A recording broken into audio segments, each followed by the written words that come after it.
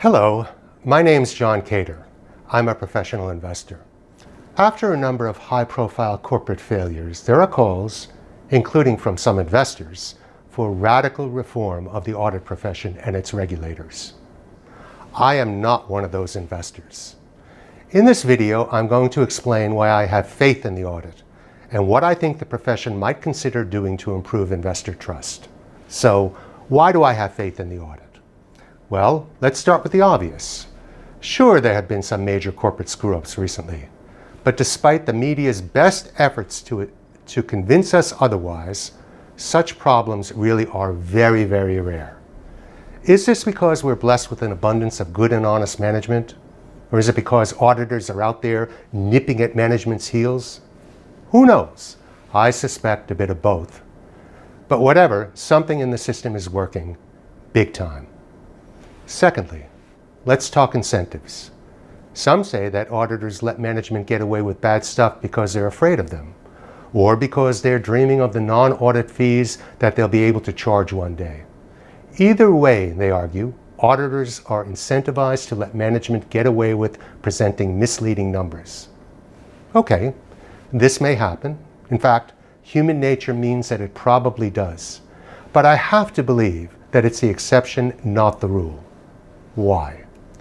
One big reason is reputational risk. It's not like financial statements lie hidden in some locked vault. Quite the reverse.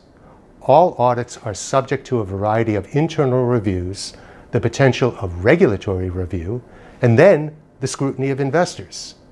Each of these links in the chain can spot any anomalies and make the lead auditor look positively stupid.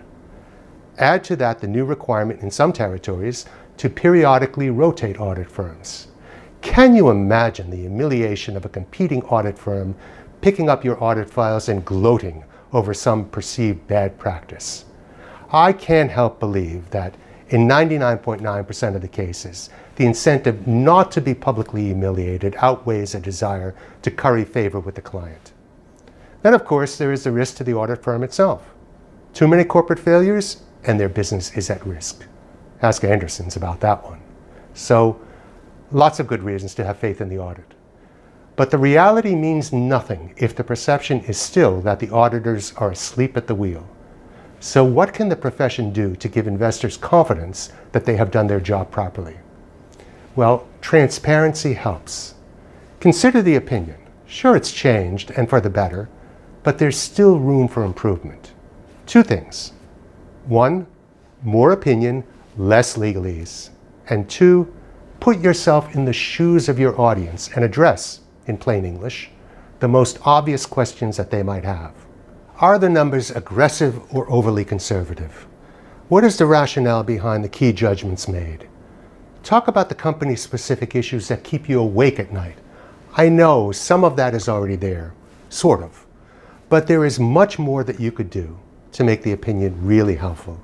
But trust is not built simply through lofty words on a page. If there's one lesson that auditors might learn from other professions that really are trusted, it is to get out and talk to your clients, to shareholders. There's nothing quite like catching up on a regular basis and really listening for building confidence.